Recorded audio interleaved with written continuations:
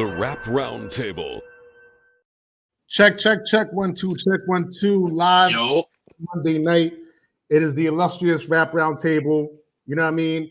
My boy Dini. Say what up to the people. You know the vibes. What up, gang? They see Hit that like button. What's going on, y'all? How y'all feeling? Right. On your boy, wonderful. You know, Sincere the Rap Snob here. The God Snob, bro. Playing temporary point guard. You know what I mean? Jaw will be in the building. Yes, sir. He just got caught up with a little something, but yeah, no frets, no worries. He'll join us in a few. But we got a lot to talk about on this Monday night. But before we get there, make sure that you like, make sure you subscribe, make sure you comment, tell a friend to tell a friend to tell a mama. Every single video that we put out, 500 likes at least. You know the vibes. We tell you every week.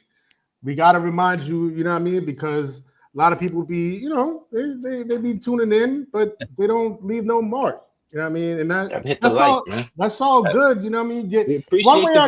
One way or another, you're feeding the algorithm, but the algorithm needs as much nutrition as possible. Feed the algorithm more. You know what I mean? It's like Seymour. Like, you know what I mean? Feed me, Seymour. Feed it. Yo, the algorithm needs feeding, bro.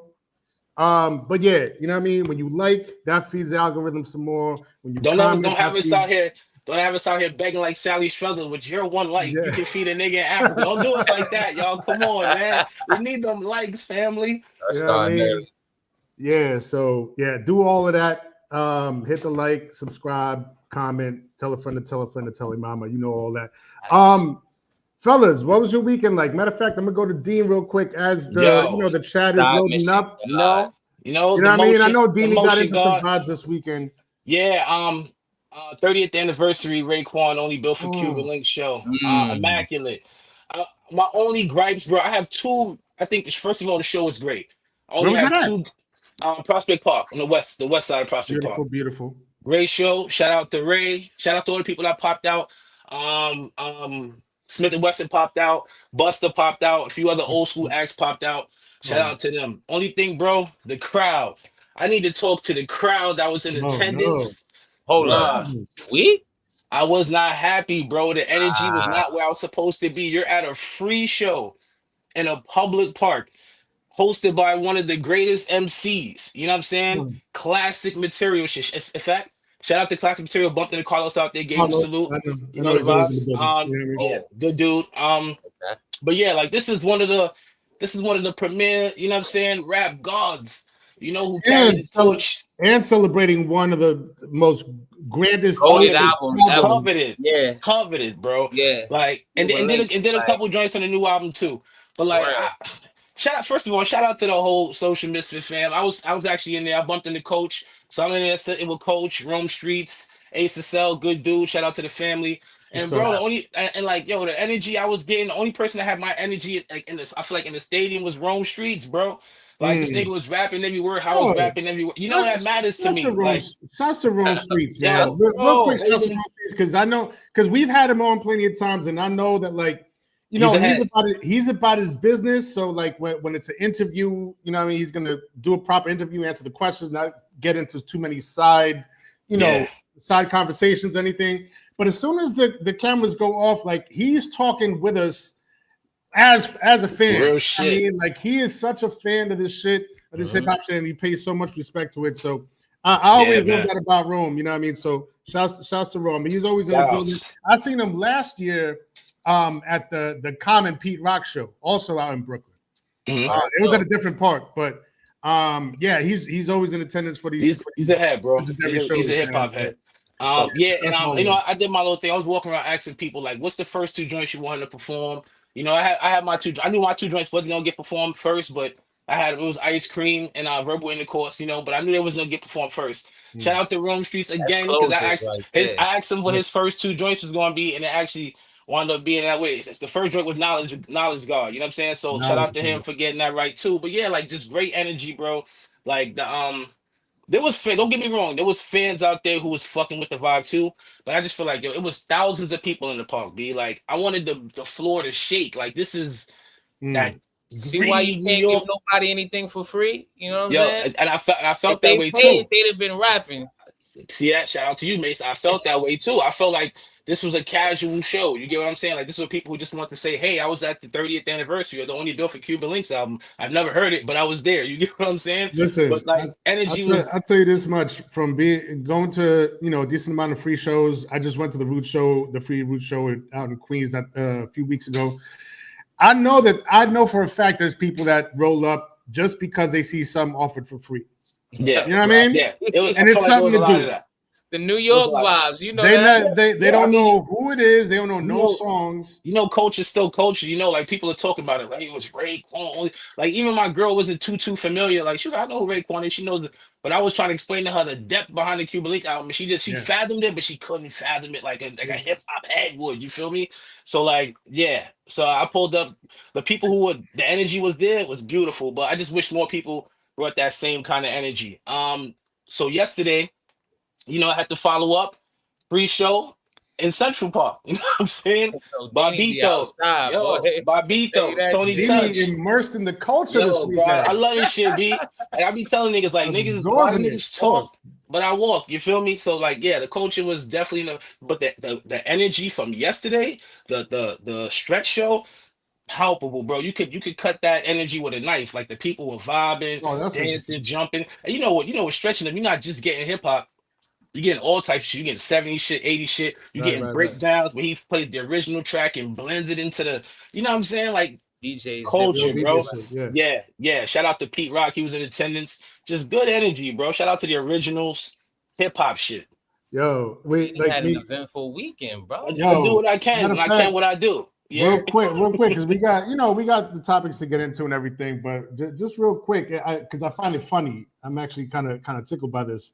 It's like me and Deanie swap roles this weekend. Yo, this is some Freaky Friday shit. And you know what I mean? When you was doing, I usually was doing.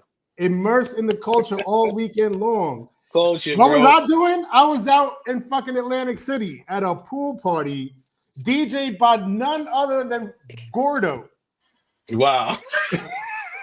Which I didn't know until I pulled up. Until I seen the sign, I was like, "Oh shit, this is about to be an OVO party." I was looking for Mason. I was looking for Mason in the DJ booth. I'm like, I in the cut somewhere. I put together the vibes, and I couldn't make it. Copy. He coordinated. The tracklist was on me though, bro.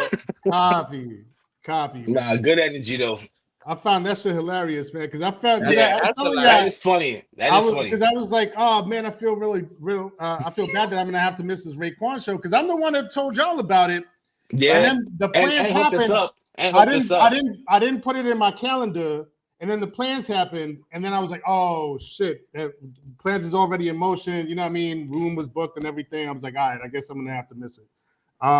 Yeah, I was out there fist pumping to at a Gordo DJ OVO fucking pool party instead of being immersed in the culture. That's with nobody spotted you since. Nah, I hope not. The biggest hater. I had the party won't die on my watch. You heard? I had low. I respect this. You gotta have a good time. Yeah, man. Anyway, let's get into the topics for this evening. Again, as a reminder, 500 likes, comments, subscribe, all of that, feed the algorithm. But we are 8 months into 2025. It's only 4 months left. You know what I mean? Most of the year is over. I guess we could start making, certain preliminary assessments. It's still, a whiles away to the year end, but a lot of people have been talking about album of the year. A lot of people have been talking about verses of the year. A lot of people have been talking about, performances, rap performances of the year. Mm-hmm. And all of these things so far, as far as I can tell, predominantly have been pointing towards the clips, and not the whole clips, but Malice in particular. Malicious. I cannot go on Twitter and not look at my timeline, and look at my timeline and not see somebody mentioning something about Malice, with absolutely 100% deserved. You know what I mean? All the accolades, all the flowers he's getting right now. all the superlatives, everything. All of that is deserved, man. But this man came back at the age of 52, reunited with his brother, has stolen the show. People were saying he stole the Clips album. He was the MVP of that. The FICO verse, I hear a lot of people are joining my wagon. I was early on that. I was like, "Yo, this FICO verse is insane." I just seen a video talking about how if you break down all the numbers in the FICO verse, it all adds up to 40. And then at the end of the verse, he's like, he's talking about that show, 40 something, 40 hours or some shit like that. You know what I mean? Anyhow, just lot of accolades for Malice right now. So I'm gonna pose a question. I'm gonna throw the question out there to you fellas. If we had to call it right now, is Malice the 2025 rap MVP? And if not, who is it, or who has a chance of taking it before the year's done? I'm gonna go to Mace first. That was me or Dean? You. I'm gonna go to Mace first. Oh, you, my guy. Yo, I thought I heard Dean. Listen. Interesting question. Is Malice a question that I you know, if it was on my parlay that this was going to be a question I was going to get asked, I'd have lost all my money. Okay, but a good question nonetheless, and the question that I have to off rip say, yeah, right now Malice is his hip hop's MVP. If we talking about, you know, we vote on the MVP every year. This is verses. This is, you know, the album making. This is presence. This is a lot of things, not just the bars, but the bars themselves put Malice there. Now, it's very interesting, right? Because, you know, although there has been, you know, this shift that they like to talk about, shouts to, you know, Jav. I think Jav was talking about that in 2022. You know, welcome to the party, guys. But you know, we might be talking about a contender later in this show. I don't know. I don't have a crystal ball. I'm just a guy that guesses. We may have a contender later in the show, though. But I'm going to have to say, yeah, the verses have been impactful. I know I'm one person who said that, you know, I felt like Pusha was the stronger presence on the Clips album. But sometimes you have to be able to kind of understand your opinion and understand how the general public is feeling. And what Sin is saying is right. Every time I look up, it's a quote of a Malice verse. It's somebody talking, it's somebody running back the entendres or understanding what he might have been talking about. It's people talking about how he is the complete Pusha T. They're comparing him to Push, right? So, you know, even though I was going to say before, even though there has been, you know, a so-called shift, it seems like there's not a lot of strong MVP candidates in my mind. Obviously, two of them are on one album, right? We have Gibbs, who you know, although put a strong effort forth with the album, I don't think that Gibbs put together the type of performance that we felt like is the Clips verse. Kenny, you know, Kenny had such an incredible 2024. You know what I mean? Maybe we just are looking for that type of thing. Drake, you know, Drake is not a contender. Iceman hasn't dropped. Maybe we can come back to that later. I don't know. But the singles, absolutely not. You know, a lot of, let's just say, you know, a lot of, you know, I guess, you know, what it seems like would be people that you usually would have in this spot, people that we've had in this spot before, right? Nas hasn't dropped. The Griselda guys aren't in the picture. It seems like there's a whole new crop of top 5 guys this year is what I'm saying. And Malice is the one, guys. I can't lie. You know, I never thought that, you know, if there was any 50-year-old rapper, I thought that they would have been either the Jigger Man or Nas, right? I didn't think it was going to be Malice, but we got to give credit where credit is due because it's not just the precision. It's not just, you know, the introspection. It's not just, you know, the type of shit we like from our era, right? Just the boastful, I'm better than you type of aura that he has. It's all of it put together. And we have to say the Clips have dropped a masterpiece, right? So, you know, if you know, I know Deanie has a problem giving one rapper credit for 2 rappers on the album. So I don't know who you know what I mean? This puts you in a precipitous position. Pause. You know what I'm saying? Because you might have to give your boy some credit if you pick Malice here, Dean. For me, I'm gonna have to go with Malice. And right now it doesn't look like anybody's close. Nobody else is close. That's crazy. Macito, top rope. Half of a duo is running away with it. Deanie, what do you say? What do you have to say about this? Everything May said is completely accurate. Like, in terms of like an athlete, like he's playing on all levels. Like I feel like a lot of rappers in the game are playing at A level. Like a lot of guys are lyrically dexterous, they can shoot. Some guys know how to make a flow, they can dribble, you know what I'm saying? But the ability to do everything, and the number one thing I love the most is like he's so compelling.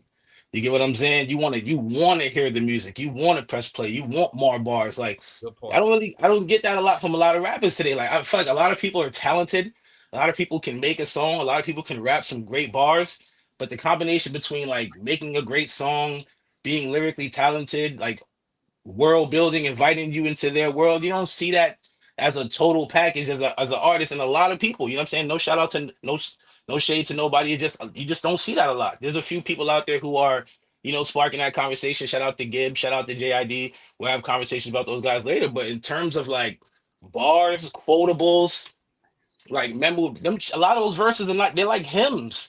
You know what I'm saying? They're almost like quotable Bible verses, bro. Like you can take with you, and like the bars, no bars are wasted. Everything is like you can tell these bars to someone in story form and they'll learn something. You know what I'm saying? Like if you take the new verse on the JID joint, like that's really the joint that like got it. I felt that way, but that verse is the one that brought me home. Like, nah, this nigga's really like doing something completely different than what everybody else is doing. Even Pusha T, because I feel like Pusha T is on that level too, but he's become even more compelling than Pusha. To me, Pusha was the compelling rapper. Like you always want to hear Pusha, but nah, bro. In terms of skill, style, like the fact he's doing it at 52, I think a lot of edges up a little bit too. Like it's the whole combination. Like he just hasn't missed, bro. Like the whole album, he hasn't missed. The features, he haven't missed. It's almost like he said, Push, you do the interviews. Let me do the rapping. You know what I'm saying? As far as the takeaways, you do the most of the talking in the interviews. I'll do most of the rapping. He's hitting, bro, on all cylinders. He's one of my favorite rappers anyway. So to see it happening this late in their career at this stage, I think it's beautiful.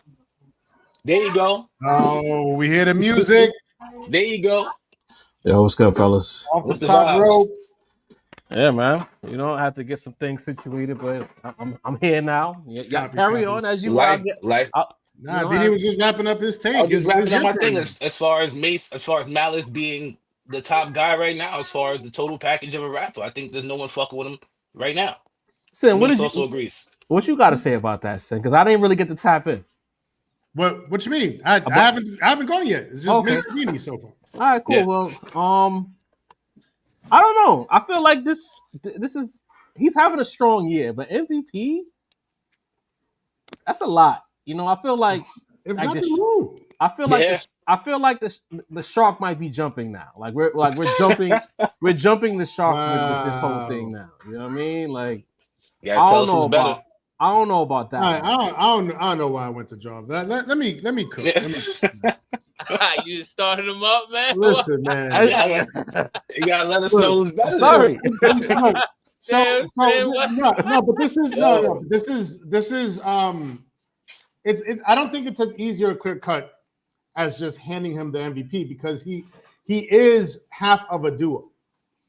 You know what I mean? And so, Mace alluded to this, commenting on Dini, but I know we're mostly in agreement whenever we talk about Andre 3000 and giving him, the flowers for being, for ranking so highly on so many lists. He's half of a duo. As nice as he is, as amazing as he is, as a lyricist, as an artist, classic verses, all that.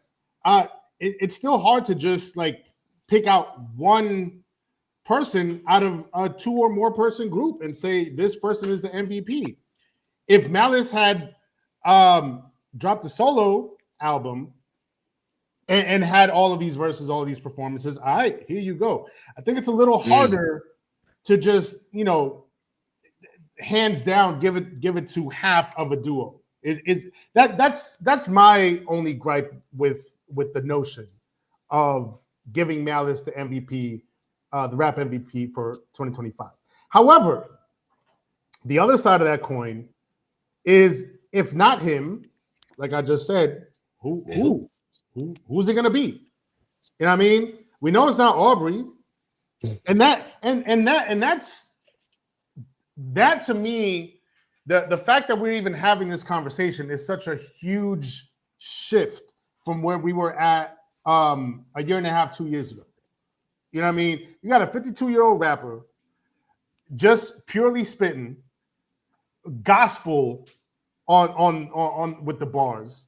Yes. You know what I mean? Stealing shows, stealing songs. JID just dropped this project, and to me, far and away the show stealing verse is Malice's verse on the Clips feature.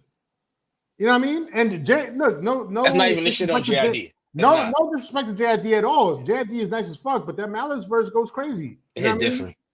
I mean? And it just goes to show that like this cultural shift that some people want to pretend is not happening is in fact happening.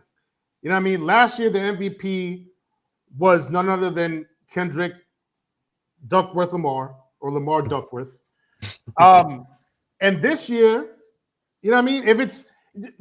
If we can't just give it to Malice, then fuck it. Clips is the co-MVPs of this year. You know what I mean? If anybody has any issues with splitting one MC apart from the collective, then fuck it, give it to the whole Clips. You know what I mean? But it's got to go to one, if not both of them, because they have made a mark this year that I don't think anybody really saw coming. Even the biggest Clips fans, I don't think could see how much of an impact they've made this year on the culture, on the music, and just on the energy of this thing that we love. You know what I mean? So much so that, you know, and don't think that it's lost on me that back-to-back years, first Kendrick, now the Clips, Malice, Pusha, whichever one you want to give it to,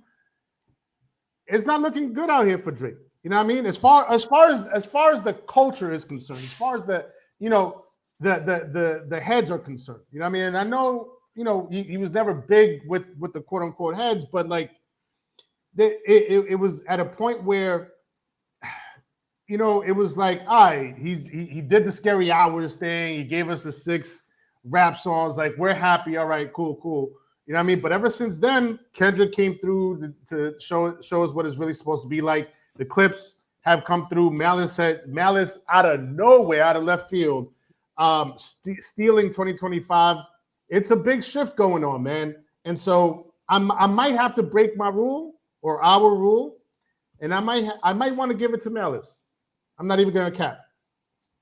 Well, we know if that's your energy right now, it's highly likely that things won't change as the year progresses. But before I continue my diatribe, just for the sake of clarity, so Sincere votes yes. Mesito, what was your vote for MVP?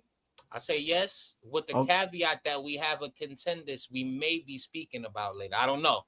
Copy. You here now? You got the crystal ball. You gotta have to let us know. And Dini, you also said yes. Mm-hmm. All right, so I guess I'll pull up. I'm just here killing the vibe. I'm sorry. You know, kill it. I think he's having a very strong year by way of the Clips album and the one feature and the great many memes that were produced from those interviews. It just hit me too. The memes went crazy. Yeah, crazy. Fire. Like, nah, don't get it twisted. Like, you know, I saw a few people already recalling in the chat, you know, because they, you know, as soon as I get to talking, they just get mad.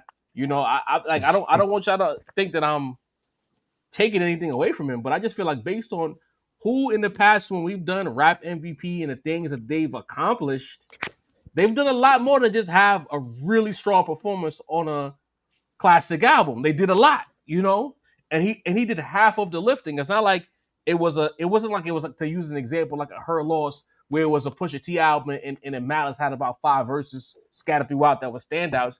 He shared the load with Pusha T, and Pusha T was no slouch on this album either. It wasn't like Pusha T was in the shadows lurking, praying that Malice bailed them out. Push rapped his ass off too. You know, I guess for me, I'm just very protective of the status MVP. I think he's having an MVP trajectory. I guess so I can meet y'all halfway with that, because I would say of all the rappers so far, if you want to throw Boldy in there on sheer volume, we could probably talk about it. Rome Streets, he after the album dropped, they got a little bit quiet, but then he started doing some promo, and he's getting some larger platforms, which helps. So you got to take that into consideration as well. Raekwon had a strong project. Nas just doing Escobarian things. And granted, he's not rapping enough, but his presence is greatly felt in rap right now. That's something to be considered. But I guess if we just talking sheer rapping and the fact that Tyler the Creator dropped Vogue Music. Yeah, I'm not talking about the album no more at all, by the way. Don't think I ain't. I be letting y'all live, but I peeped that nobody's talking about the album. Am I wilding? When y'all, everybody chat, not wilding at all. And I want to make something clear about algorithms too, because that was a conversation we'll get into in the next segment. If you're a Tyler super fan, I am not talking to you. The Tyler super fans are always going to have Tyler on their algorithm, on their timeline, because you like a lot of his posts, you like his music, so your algorithm is going to feed you. We're talking about the people who are casual Tyler fans who are in the know, but they don't click on everything Tyler related. Are you seeing people talk about this album anymore? I'm not.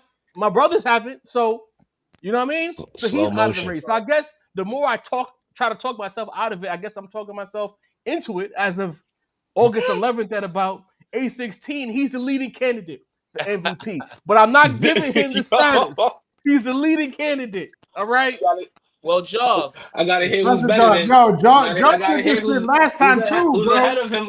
He came in and told me that I was wilding just to agree with me. What? Hey, I'm talking about it. I'm like, that's all great. Nigga came to fuck up the vibe and fuck with the vibe. I just can't say. He called me irresponsible last time. You know what I mean? Nah, you wasn't. He was wild. You know what's fucked up? You know what's fucked up? Because he did all of that shit only to come back around and say that Alfredo was gas. So I was 100% right to say he was being irresponsible, nigga. Yo, irresponsible is better than soulless. Well, and Jaws, part of my argument and for eventually picking Malice myself was that although we are having a strong, moment right now and a shift like everybody's talking about, it's not a very strong MVP year, if you ask me. Maybe that's what it is. Mm-hmm. All right. It's good, but it's not enough. We can't name anybody else who's doing more right now. Right. It's not a lot of strong MVP candidates in the field I see what you're saying. Who's a player that got an MVP like I guess you got it. You know what I mean? Like that. Well, Malice right now, Malice is on a super team. So it would have been like giving Steph or KD the MVP. It's kind of like giving Jalen Hurts Super Bowl MVP. Like they smoked the Chiefs, but somebody had to get MVP. Jalen Hurts didn't play defense. They had Mahomes running for his life, but they gave it to Hurts. You know what I mean? And we've obviously mentioned the Pusha T of it all. But I mean, let's not also forget Pharrell. Yes, you know I mean that he's also part of the package, part of the part of the team. Hey, you know what I mean? Yeah, I mean he definitely benefits from the people that are alongside him, but still in all, like I don't know, it's like I hear him spit and I'm like, yo, bro, did you catch the Holy Spirit? My cup runneth over, bro. You know what I mean? Are you possessed right now? Like what's good with you, bro? Like why are you spending so much sermon? We found it, bro. That invigoration, again, sometimes loss can either bring you down or inspire you. Losing your parents, that was a great inspiration. Maybe also working with his brother on his last album, and it was like, oh, I was missing this. Sometimes you don't know you miss it until you link up and say, yo, this feels right, Vibes, yeah. And maybe that just brought back the energy. Sometimes you don't know what's there until it's right in front of you. Like shit, we was on social media tagging each other in rap posts for years, and we got together and did a couple podcasts. Like, yo, we got something here. Sometimes it just falls. It just falls in your lap. You know what I mean? That's a fact. That's a fact. Man. And this is, I mean, and not to bring this up, but to bring this up. This is what I be talking about when I talk about like frequencies and wavelengths. Like these past 2 years, you know what I mean? Kendrick, now the Clips, and not just the Clips, but Malice clearly, being the top contender out of the two. Like there's just something, there's there's something there. You know what I mean? There's something intangible that is like injected in their music and in their verses and their delivery and just the way they go about things. And I love where it's going. You know what I mean? I love that these two in the past 2 years have really made the mark that they've made. Sin, let me offer a slight counter to that. It's still on brand with what you're saying, but let me offer a slight counter to that. And that's why I mentioned earlier that Jov mentioned the shift, and you as well, and Dini as well, mentioned the shift way back in 2022. Because if you ask me, the reason you guys were saying that, the reason why this podcast was saying that is that really that's been the 2020s. If you really look at the forecast, because our MVPs have been J. Cole, then Nas, then you know what I'm saying? Like that's really been the forecast, and now the mainstream is catching on. But if we can mention that for the entire 2020s, even before this battle, Drake was losing steam, right? And that type of rap, Atlanta been losing steam. We've been calling that forever. But we've also at the same time been talking about how these certain MCs have been putting up the best years in hip hop.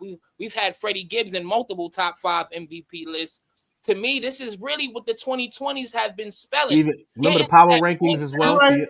You know what I mean? Right. Yeah, y'all right. No, y'all cooking. Y'all right. 100%. But I agree with you on a mainstream level. Kendrick kicked down the door in a major way.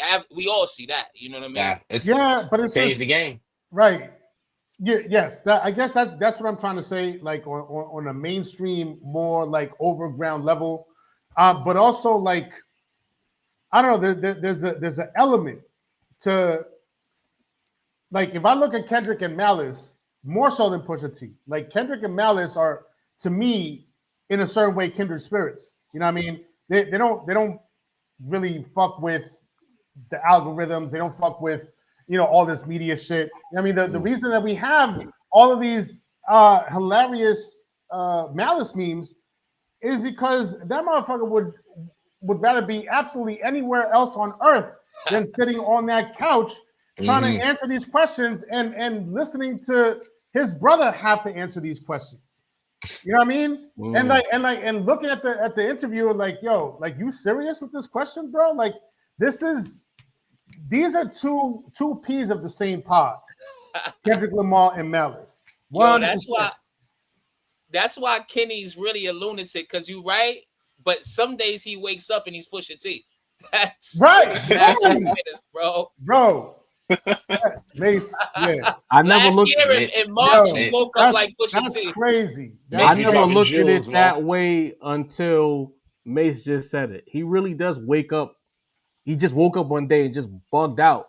And it was like, what's ironic of it? Maybe we mentioned it in the past or not, but he ended up delivering the surgical summer that Pusha promised all them years ago. Because the difference was Drake didn't want to engage with Pusha, but he thought he could engage with Kendrick. Yeah. And then it ended up being head top bullets. Pop, pop. Couldn't get away from him. Even the aspect of lies that you want to say, meet the grams or whatever, even that was a napalm bomb. Because I still stand firm that meet the grams is the actual kill shot. Not like us was the victory parade. I stand by that to this day. I feel like by the time meet the grams dropped, it was over with. It was done. It was a crater. You know what I mean? And then he was like, you know what? He got the little stick. He poked at the body. Pause. You alive? Here's another one. That little LeBron means I got another one for your head top. You know what I mean? Wow. Shit like that, But I mean, we'll circle back. One thing we do on this podcast is we don't make decrees and leave things alone. We will circle back to this MVP conversation because, 100%. As we talked about in the group chat, Mesito said it just felt like from around March of last year up until recently, maybe the clips dropping, there was like a Thanos situation with Kendrick, the snap that heard around the world, the blip, if you will, and things are kind of sort of not. Even artists were avoiding putting music out at a high clip. So I get the sense of the second half of this year, we've already seen it. Because I can tell you the amount of albums I've just added within the last 3 weeks that I've added to my phone, the clip is much higher in the last 3 weeks than it's been in months. I'll put it to you like that. So the second half is going to be very interesting. Freddie Gibbs is right there. You know what I mean? If you want to talk about MVPs, He's right there. Some people really love the album. Some people like the album, but he's in the conversation. And while he's not, quote, rolling out, when I go on my timelines, I'm seeing the one social media platform he's allowed to be on, Gibbs is throwing that link out there every day. He's dropping that link on his timeline every day. The album is the more I listen to it though, it is getting better. I'm like 3 or 4 spins in. I'm like, every time I listen to it, it's gotten a little better. I can't front. The songs I like, I really like, bro. Please, may the pause gods forgive me, but it's a grower. It's a grower. You know what I mean? Shower, bro. Yeah. Come on, Sam.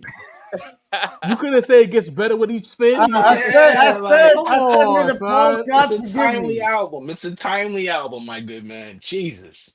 Jesus Christ. Whoa. Mint Game Network says, nah, that was background music. And a lot of that album kind of was, but I digress. So let's get into JID real quick. Be on the wavelength. Nah, I'm on the right wavelength. You know what I mean? My frequencies is frequent right now. Hit the like button, everyone. We need 500 likes on each and every video. The last couple of videos, y'all been slacking. Y'all been stingy with that like button. Y'all press play, but y'all forgot to hit like. Y'all too busy trying to get to the comments to curse us out that you forgot to hit the like button along the way. So make sure you hit that like button, hit the subscribe option, hit the notification bell. Some of y'all might have noticed, but we've been rolling out the shorts again. Because sometimes, a couple of reasons why we roll out the shorts. It's a good way to keep content out there because we only drop once or twice a week. So the shorts is a good way to get the content going. And then for people who think that we just spend 2 hours talking about Drake and Kendrick, we have a full-on set. Y'all know because y'all tune in. But we have full-on segments about other things. So it's a means to let people know that within the sphere of the conversation, there's a lot of different things going on our pod. And the shorts is a way to do that. So be on the lookout for that. Hit the like button on those. Hit the subscribe option on those. Share them shits. Do what you got to do. Keep us in the algorithm. Help us continue to grow the brand. We are approaching 22.1K subscribers. We are at 22.09 right now. So you're about 9 subscribers away from 22.1. So if you've been watching but you've yet to subscribe, we need 9 of y'all to hit subscribe right now. We get to 22.1 by the end of the stream. So hit the subscribe option if you haven't. And please hit that like button. Kenny Robert asks, how is Sin not ejected already? Because we got a long podcast in front of us. We can't eject him now, but it's like he got that 16. You know when you get the 16th technical foul, you're supposed to get suspended. We rescinded one. A whole nother game, yeah. But JID dropped. Album is out right now. God does like ugly. I got on Twitter. I wanted to check the temperature, and I said it's been real quiet about this album. And for some reason, when you ask that question, maybe I should know better. I'll take the L. But people assumed that there was some kind of negativity in regards to that album with me asking that question. I just wanted to hear like what people had to say because I wasn't seeing no straight tweets. I didn't see a viral tweet or anything like that. So people was like, oh, it's your algorithm. It's the algorithm. It's the algorithm. It says a lot about you guys as a podcast. I'm like, bro, you know how much shit is on that algorithm, bro? So if we don't see it and I'm asking to see it, it's not a negative shot. I just want to hear what the public has to say about this project. Because sometimes when it's quiet, as we know, guys, that's not a good thing. Silence usually means mid. Yeah. But in this case, once the question was asked, the people showed up and they answered the question how they were supposed to. Salute to y'all for that. But fellas, to say the rap snob, we coming to you with this one first. What are your thoughts on this JID God Does Like Ugly album? Well, it's a little mixed, honestly. First, let me preface this with saying I like JID. I wouldn't call myself an out-and-out fan, but I have respected JID since about 2016, 2017. I remember him being on the Funk Flex freestyle series, and he bodied it. That was the first time I heard of JID, and I was like, oh, whoa, like he's different. You know what I mean? He definitely sounded like nobody else out there in the atmosphere at the moment, right? 2017, The Never Story dropped. I was to this day, that first album was my favorite album of his. You know what I mean? It's been a good 8 years. You know what I mean? Ever since then, his albums have been, for me, kind of mixed, and this goes along with that pattern for me. It's very good at times, and then at other times, like I feel I don't know. I feel like it's a little uninspired. I also feel like while he is lyrically amazing, I just feel like he hasn't quite found his presence or his real I don't know, his persona yet. Like he hasn't like landed on a specific That's interesting. A specific persona, because I disagree with that. But I feel like a lot of times like the album is back and forth in terms of like the vibes and the sounds of it. You know, again, lyrically he performs his ass off, but like you get one song that's like very aggressive, and then you get another song that's on some like Erykah Badu kind of vibe, and that kind of throws me off. You know what I mean? So that's probably my biggest gripe with the album, and probably with JID in general, as far as like his bodies of work go, is that I don't know. You know what I mean? I don't know who he is. I don't know what his sound is. I don't know what his persona is. I don't know who his identity is from these projects. I will point out the strong cuts for me. Number one, we already talked about it, Community with the clips, crazy. VCRs with Vince Staples, that goes crazy. Skate with Sierra and Earth Gang. That's a banger. That to me is like it. That's, dare I say, a better type of that song than Nokia is. You know what I mean? Skate is never changed. Never changed. That is an absolute heat rock in terms of like that type of like, you know what I mean, skate song. What else? On McAfee, I was fucking with that. But then there's other joints like No Boo just kind of bored me. You had whoever, I'm not familiar with Jesse Reyes. I'm sure somebody in the chat is gonna know, because I said I didn't know who the fuck Yeba was, and then I get attacked with all these apparently like Yeba, you know, number one fans out there, the fucking fan club came and attacked me. Yeah.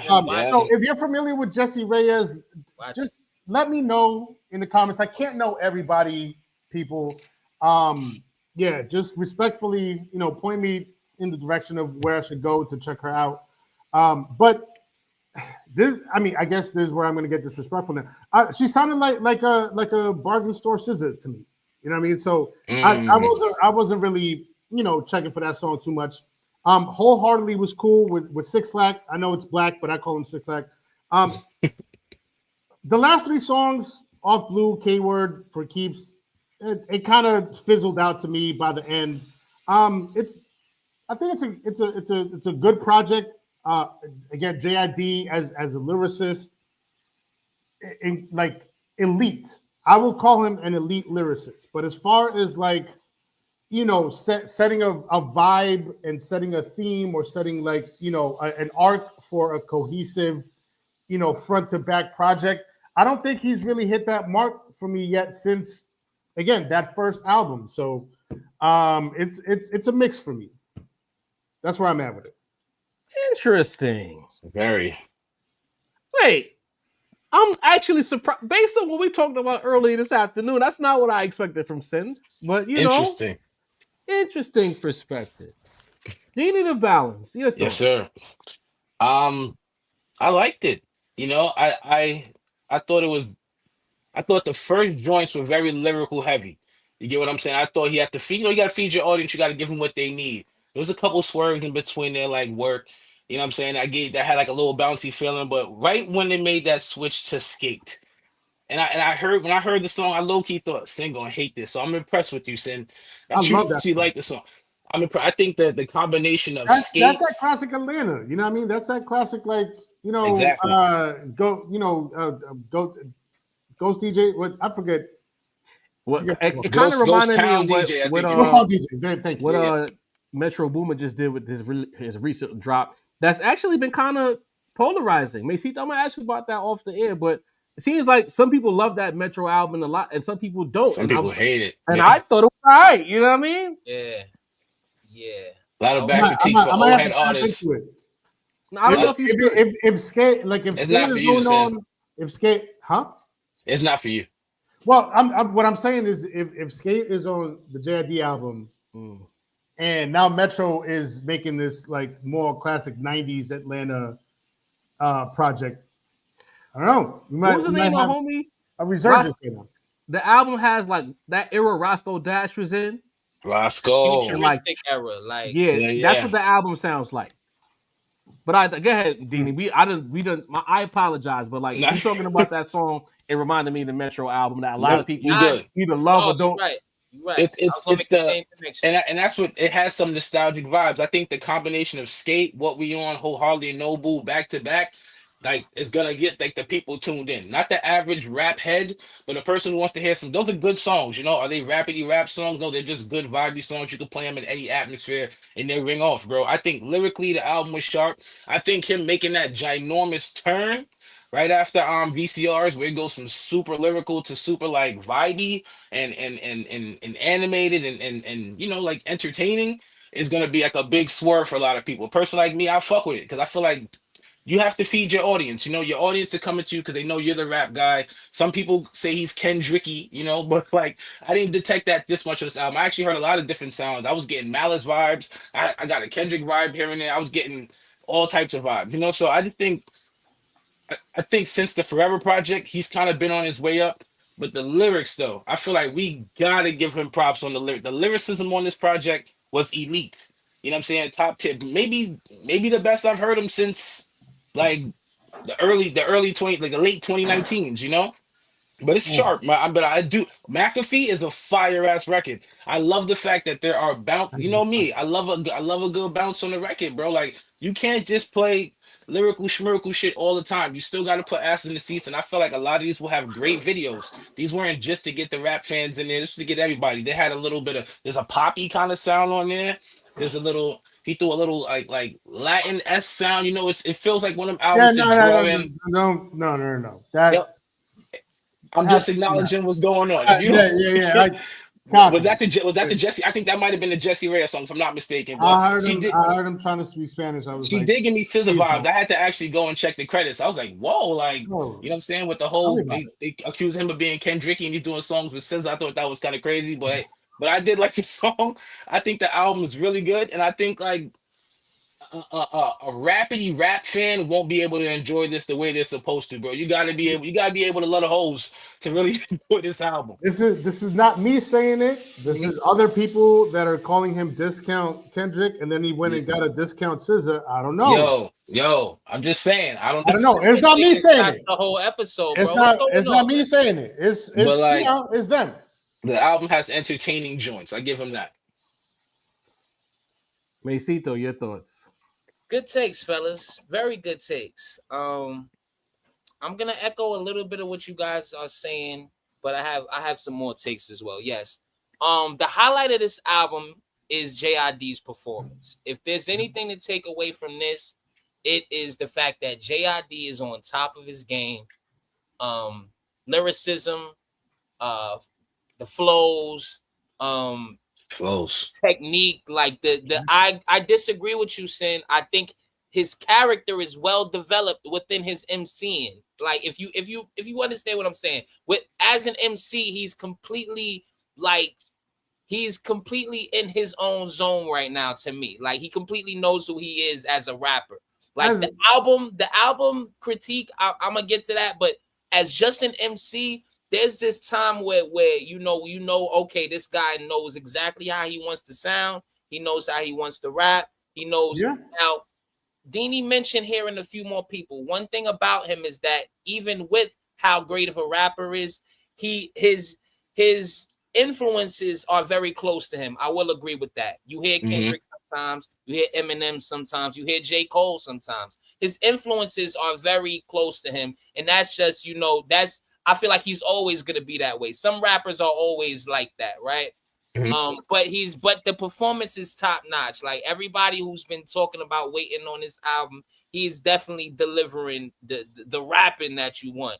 And you know, to allude to my conversation earlier, the performance alone puts him in the conversation for rap MVP for me.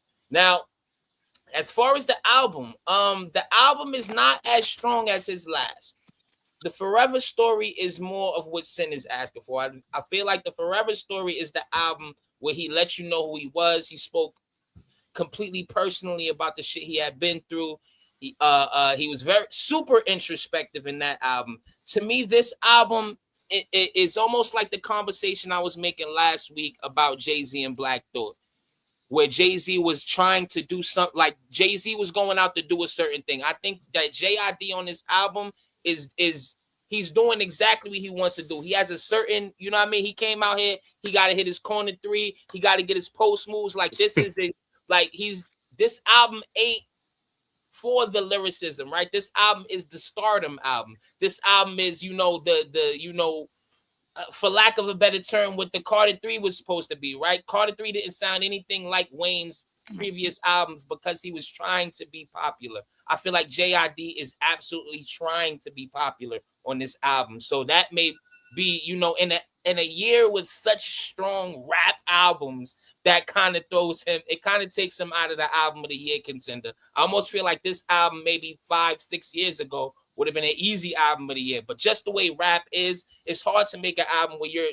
clearly have pop sensibilities, and then you make an excellent point there. The first 5, 6, or 7 tracks on here are completely rapped out. When I heard those, I was thinking, oh, this might be one of them ones. But he clearly takes a swerve to the middle of the album, right? 90s R&B influences, pop influences. Then what you said, Latin effect. I even heard a strip club type joint on there, man. It's like a strip joint. It's clear that, but it's intentional, right? And I do feel like he performs those. He does that well. Skate is a bop. I forgot which one of the guys tweeted earlier this weekend about Don Toliver completely being unjobbed. Shouts to you. Yeah. The air for, you know what I mean, about Don Toliver. Fire. That's a joint right there. You know what I mean? The 6 lack joint, you know what I mean? Like that's a joint, you know what I mean? So even though it's not rappy, he's doing those well, right? But it does take it down in quality of a rap album, right?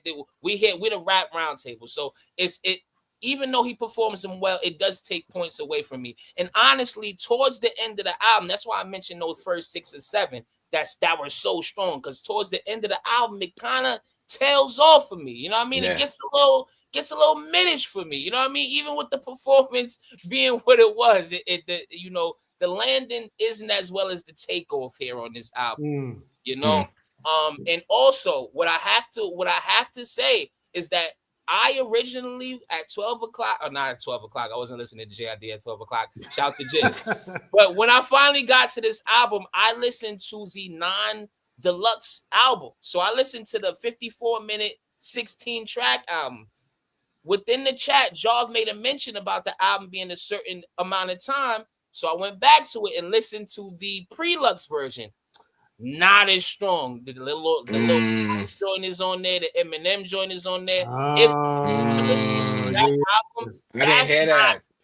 know what I mean? My compliments don't lie the same with that deluxe album. The 16 kind of shortened album is much stronger than those bunch of tracks he throws on the deluxe. So strong album.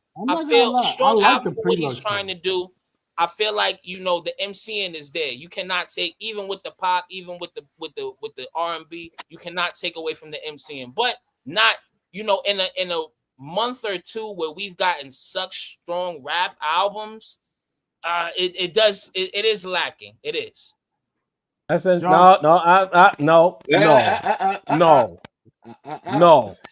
I'm going now. No, I get it. It's just May said something specifically about Black Thought. So can I just real quick. Album. All right, go ahead. I'll say it after you. Yo, Sid always want to cut the line. No, I'm just saying. May something very, very, very poignant about like the Black Thought of it all. Shit. Don't forget what you wanted to say. The point snob. You know what I mean? I would say the first thing I took away from this album is all Kendrick Lamar allegations are rescinded. At least for me. I can't speak for the guys But he, in my opinion anyway, he found his own voice on this album. Even if it means channeling people that he's working with, people he's inspired by. But through that, to me, he found his voice. It's no different from when there's times where you'll listen to Benny, and Benny might sound like late 90s Hove or 97 Hove to be particular. You know what I'm saying? To me, eventually Benny found his own voice. And if sometimes that reminds you of Jay-Z, so be it. You know? Mhm. I feel like he found his voice on this album. And Michael Brown, the only person who didn't love the Gibbs album was me. Don't say the panel. It was me. I came on here real loud and said I didn't love the album. Don't tell niggas that the three of us, the other three niggas, didn't love the album. Macito loved the album. Sin loves the album. I think Deanie loves the album. It's just me. It's a good album. Rodrigo, I might be the last person that needs to say this, but you got to pause that. That's crazy. That's crazy. You might get a double technical ejection for that. But for me anyway, I don't believe that. Like, if he reminds you of Kendrick, cool. But they were using that, even me to a certain degree. Let's be clear, was using that as a weapon against him. I'm not doing that anymore because I don't think that exists. Because to me, sonically, he was chasing Kendrick in the past. Like, it wasn't just that he rhymed like Kenny.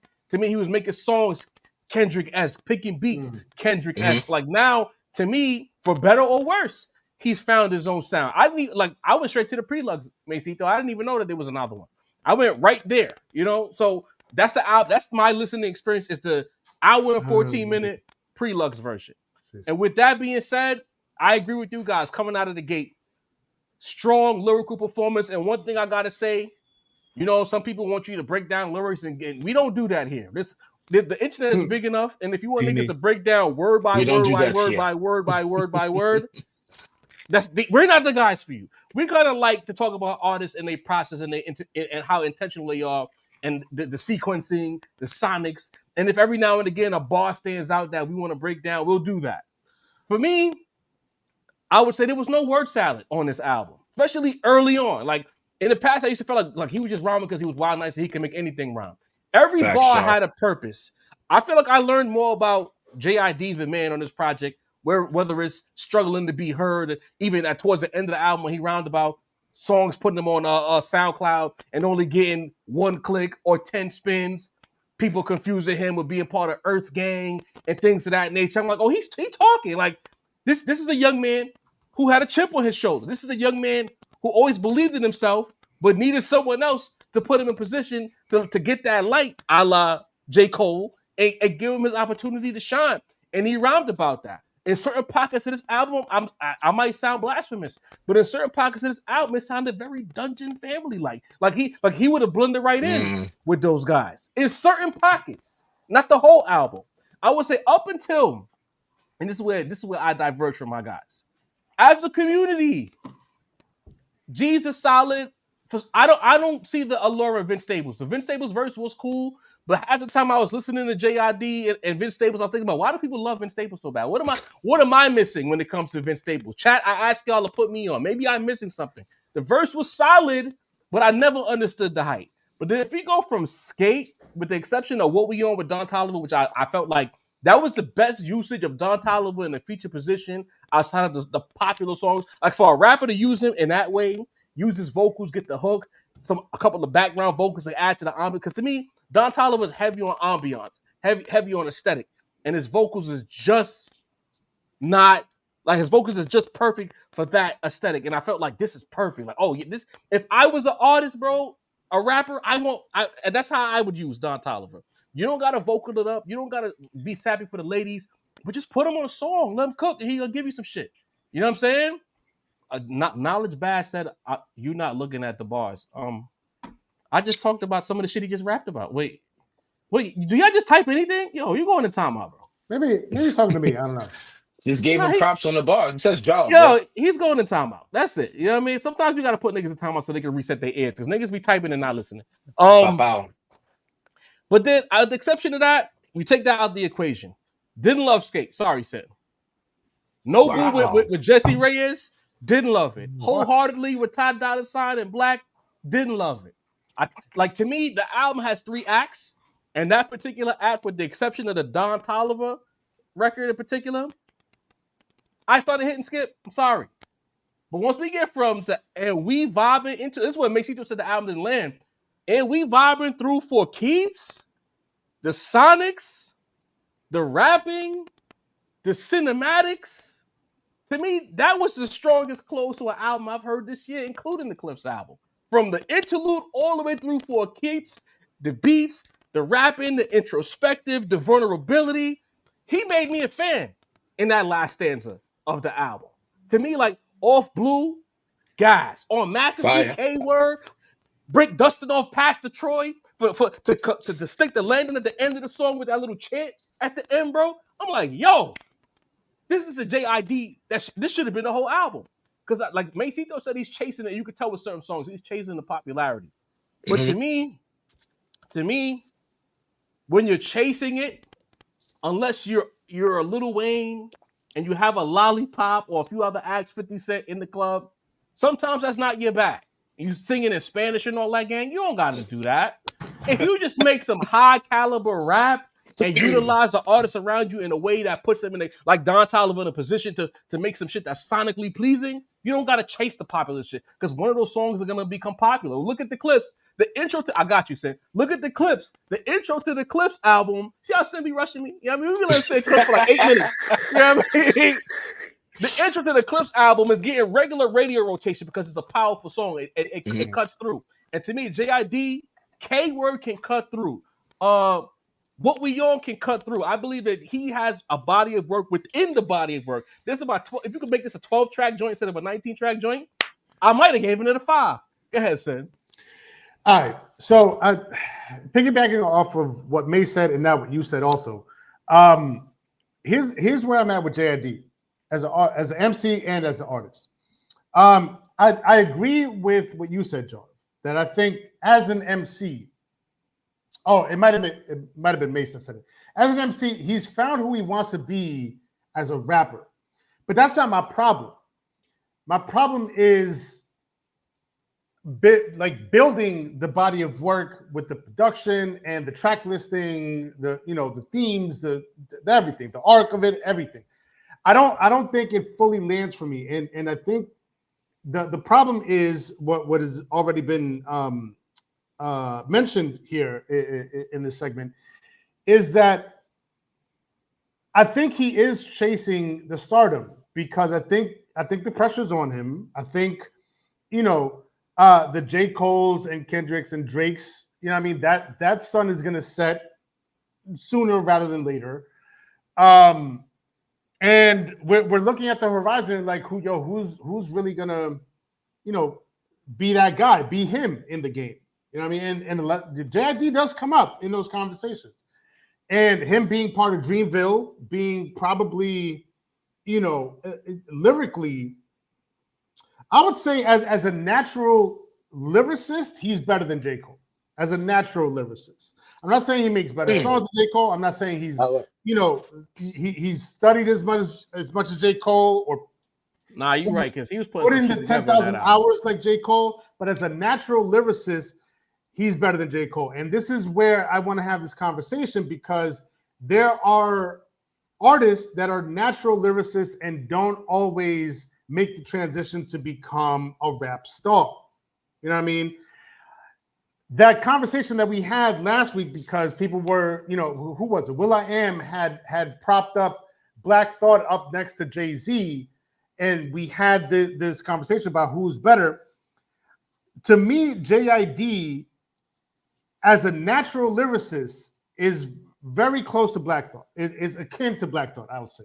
You know what I mean? I don't want anybody getting upset out there saying that Sin from the Rap Roundtable said JID is as good as Black Thought. That's not what I'm saying. I'm saying he is akin to Black Thought. You don't got to worry about that, Sin, because the competition ain't in the business of lying on us anymore. Listen, so true, very true.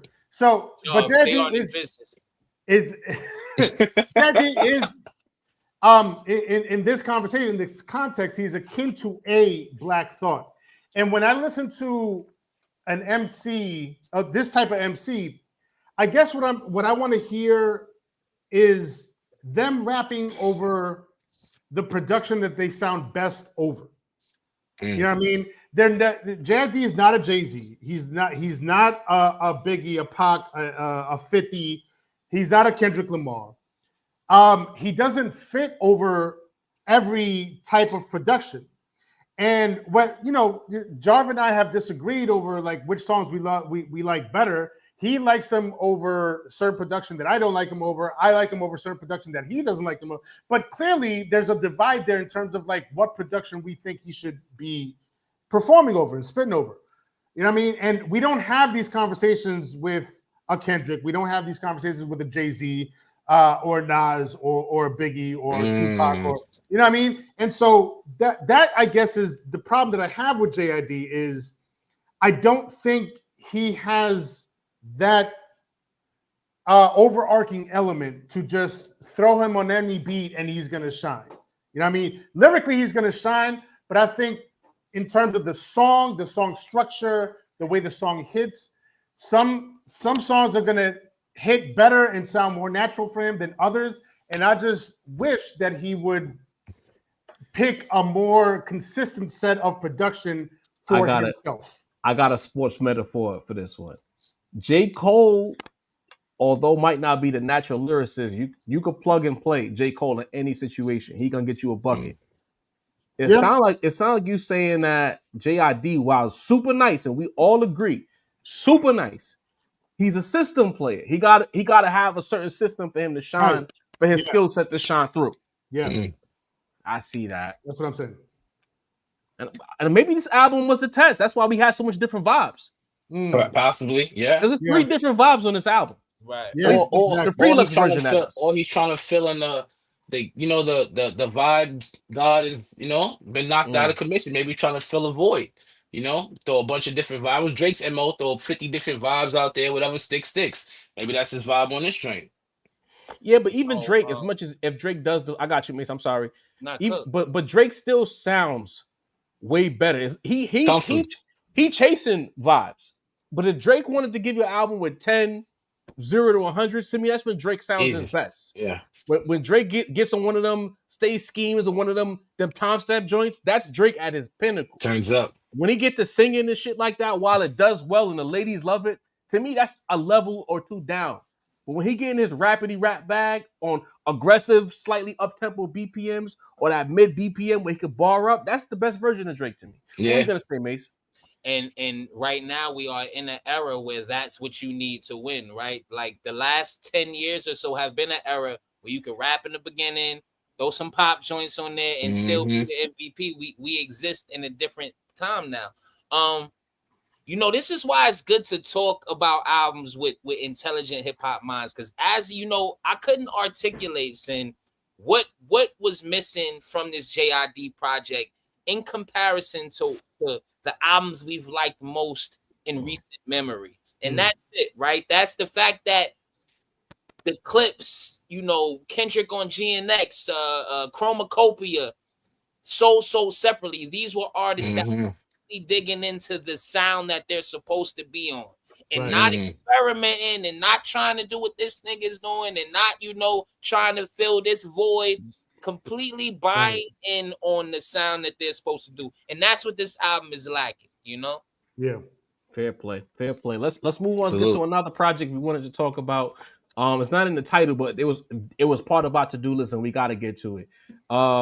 Romeo D says y'all love them entendre hunters. Nothing worse than knowing they hunting. It's always so obvious. Maybe so, but if an artist is chasing entendres, that means he's making words connect and he's barring up and he's trying to take his verbiage and his bars to a higher level. When you layer in the entendres, you got to be good to do that. First of all, facts. Right. The average rappers is not even thinking about. They don't even know how to spell entendre. Let's be clear. So if I'd rather a nigga chase entendres than just give me ABC bars. Okay, be whack. Yeah. But let's get to this Rock Marcy project. There was some chatter in the group chat about the coldest profession from DJ Premier and Rock Marciano. Huh?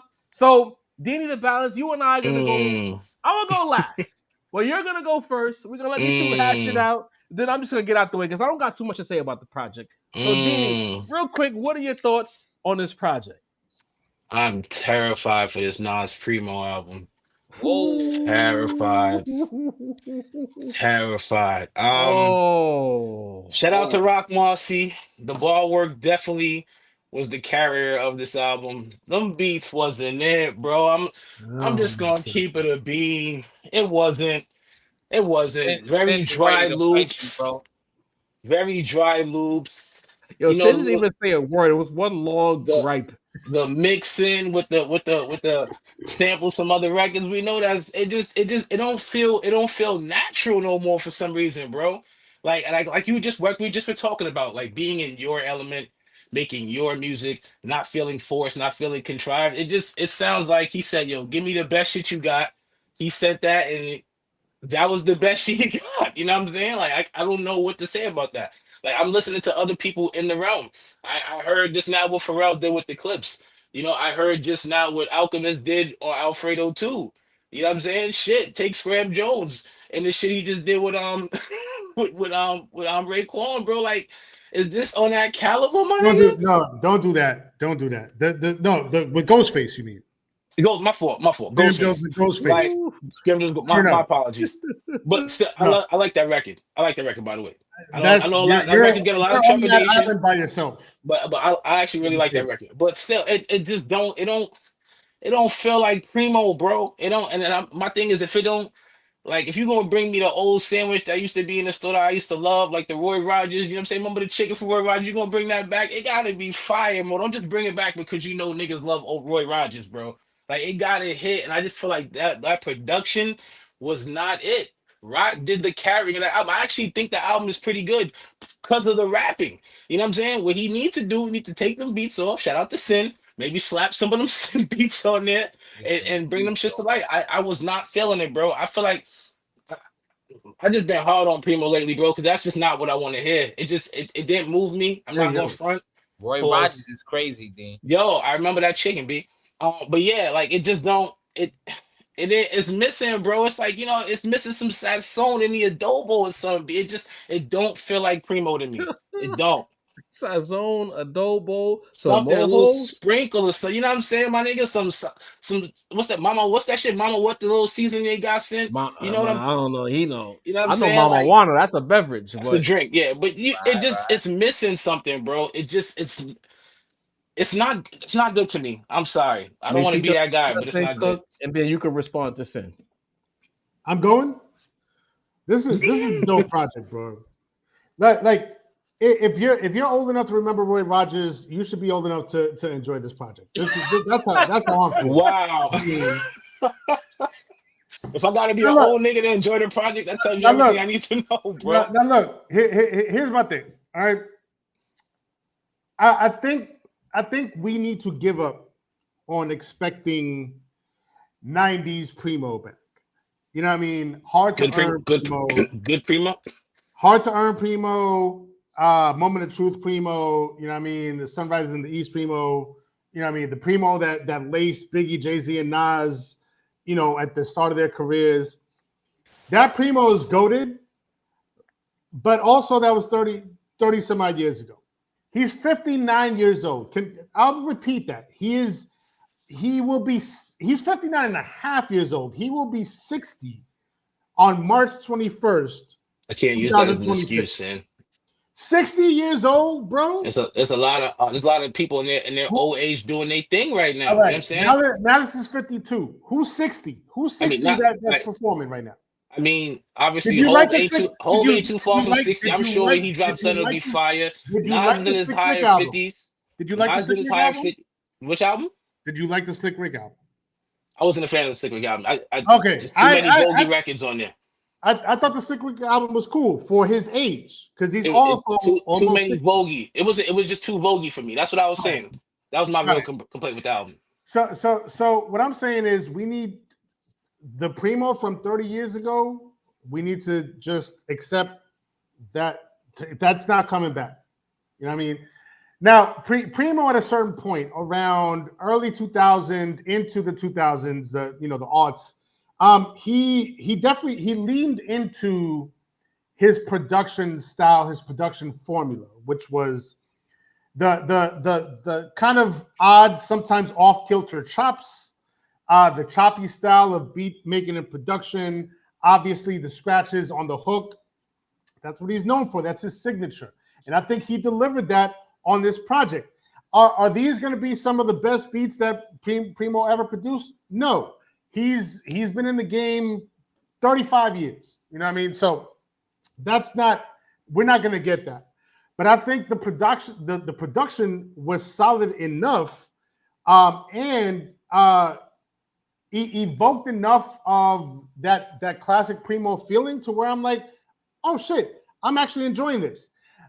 To be clear, I'm right there with everyone on this table in going into a DJ Premier project or DJ Premier produced project and thinking, oh no, I don't know where Primo is at in terms of his skill set. How washed is he going to sound? You know what I mean? Is he going to sound past his prime? Is he going to sound old? To me, these are some of the best Primo beats I've heard in the past few years. I'm not going to say, the past 20, 30 years, but the past few years. So I'm going to take that as a silver lining. I think he did a good job on production. You know what I mean? I know we all already disagreed back when our Money Section dropped. I like our Money Section. I think it's a cool record. I bop to it. You know what I mean? Prayer Hands. Jarv and I agreed with that. Prayer Hands is a dope record. You know what I mean? Good to Go. Good to Go. Probably a skip. All right. I'm gonna give it that. That's a skip. A skip on a 20-minute record is crazy though. All right, Dean. You had your time. You had your time. Rock Markable. That's classic Primo style production. Rock Mossy rocks over it. Fire. Travel Fox. A little bit. I think where Primo tends to falter a little bit is in slower BPM productions. Travel Fox is probably a little bit too slow of a BPM for Primo to really, let loose on. Pause. But I think it's a decent record. Execution style, I enjoyed it. I think it's a good record. And I skipped over this on purpose. I'm gonna save the best for last. This song title is crazy. You know what I mean? Crazy. This is a crazy song title. But Glory Hole is a banger. Glory Hole's a banger is out of line. I don't mean banger in terms of like, yo, I can't wait to hear this in the club. I mean, do y'all know what that is? Yes. If you get a little filet show, ain't nothing wrong with that. That's not crazy. That sentence was crazy. Glory Hole's a banger is crazy. But it's a crazy song title and a crazy sentence. I understand, right? But I'm gonna say this right now, and y'all can get mad at me and side-eye me all you want. This is the purest hip-hop song I've heard all year. I'm gonna say it again. This is the purest hip-hop song I've heard all year. Glory Hole? Yeah, because There's a pause, mute, something necessary. Yeah. He's wilding. I'm gonna unmute him now, but he's wilding. I'm gonna tell. Am I muted yet? Yes, you're good. Right. You're back, bro. I'm gonna tell you exactly why. This song right here is nothing but drums, bass, and bars. The drums, the percussion, the hi-hats swinging like a motherfucker. The kick and snare landing exactly where they're supposed to land. The bass line is crazy. There's nothing else to the song other than hi-hat, kick, snare, and bass line. That is it. That's all there is to the beat. But they land exactly where they're supposed to land. You know what I mean? And then Rock Marcy comes in and he just sits in the pocket the entire time. Just makes his home in the pocket of that beat, in the pocket of that swing. Still really like this album, bro. You know what I mean? Good to Go is that if you want to break down hip hop to its purest form. Sid, you've been talking for like 10 minutes. Can Mason beats, bass line, and bars, swing, and pocket. That's all you need for a dope record. That record gives it to me. You talking longer than the you mean by album that? at this point, bro. This is What a do you mean by dope that? project, bro. This is a dope project. It's a Hey, dope project. What's that? We got somebody in the chat, like a bot trying to promote the other podcast. That's crazy. Y'all really hate us bad, don't y'all? Yo. Y'all hate us bad, boy. That's I wonder if they be doing Hold on. that over there. It's only us. They don't like us. Wow. Promo. Sitting in a glory hole pocket is a little crazy. Yes, Yeah. I need to be you Yo, wildin', Sin, man. the bail bondsman. glory hole. Pure hip hop right there. Mesito, you're clear for takeoff, sir. I'm good. Yeah. Sin, really like this album. I didn't, bro. I didn't. This album was 20 minutes. I felt like it could have been 10, my boy. I ain't gonna lie. This album was not it for me. Much because of what Dean was saying, right? And I feel like me specifically, right? The fellas have had the excellent Titans and Gods classic rap roundtable episode where they got to speak about their favorite producers. I've never gotten to speak about Primo, and pound for pound, Primo was probably my favorite producer ever. To me, even if not my favorite, the greatest hip hop producer ever. So I don't get to speak about, how great he is often. And now that y'all finally get to hear me speak about him, I'm about to tell you that he just put together an album worth of boring beats. You know what I'm saying? Like the album bored me. It did. Rock Marcy, I'm not the biggest fan of Rock Marcy. I'm going to be honest with you. Even him being, the blog era real rapper, you know what I mean? Obviously, we know he's put together his bars. He's one of the slickest rappers ever, but his style has never been my cup of tea. I'm going to be honest there, right? But this is Primo, bro. You know what I mean? So I'm going to listen to Primo and such. And these beats, they sound like third-rate Pitch Black Big Shook beats from 03, bro. This ain't it. This is not it. Listen, hold on. Pitch Black and Big Shook beats were dope fucking beats. So third rate. So that's the thing. Like, it's just they boring to me. And I know that this is Rock's whole style is minimalist, right? His whole style is not, a bunch of bells and whistles. So I know what I'm going into listening to it. I'm not asking, for Preem's most sophisticated shit. I'm not asking for 90s shit. You know what I mean? I'm not even, I'm not even asking for P Rhyme shit. You know what I'm saying? Or Prime shit. But it's just it's a bad showing by Primo. And we cannot help but wonder about the Nas album this year. We can't help but say, like, damn, like, this what Primo, this what his bag look like right now. You know what I'm saying? Like, I know, Primo may have, these may have been tailor-made for Rock Marcy, right? So I'm not thinking that the Nas album is about to sound like this. You know what I mean? Or anything that else that he does is supposed to sound like this. But it's just the production feels lackluster to me. I don't get hype. I didn't scrunch up my face at no beats on this. Not once.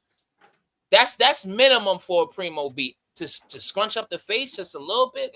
What's that? You know what I mean? Not once. It was more like, what's that? This stinks. You know what I mean? Next song. It's Travel Fox I liked.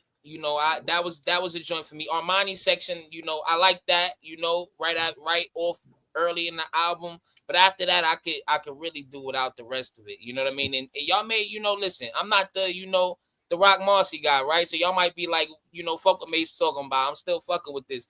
These are my opinions, and I'm just a guy, but it's not an album. It's not a strong album to me. Very weak album. Rock Marcy, like I say, he's already not my cup of tea, and he's not at the top of his game right now to me. I'll just say that. But I'm more focused on the Primo aspect because that's what stuck out like a sore thumb to me. Pause, you know what I mean? Since Glory Hole is on the album. But not my vibe. Like a 2.5 for me, bro. 2.5. It's a 3.5, man. Mace talking about this album is like me talking about the Gunna album. You should sometimes not the same. The truth shall set you free. And I'm here to close out this segment by saying that, you know, I know a lot of y'all love Rock Marciano and y'all big fans of his. Some of y'all even bought the t-shirt, you know. So it's a good team. So we got three people that are not Rock Marciano fans at this table. Okay. Gave him his props on the rapper. That wasn't even here for Primo's prime. Hey, like, look, what are we doing here? Look, gave him props. What we're doing is reacting to this album. Are we not? Bet. So when we talk about the Gunna album, let me cook them. You ain't even listen. When we talk about the Gunna album, swing it over to me. Slandering for and let me cook. He likes a lot more Primo records than you like Gunna records, bro. Yo, for the record, before y'all send it, listen to the Gunna album.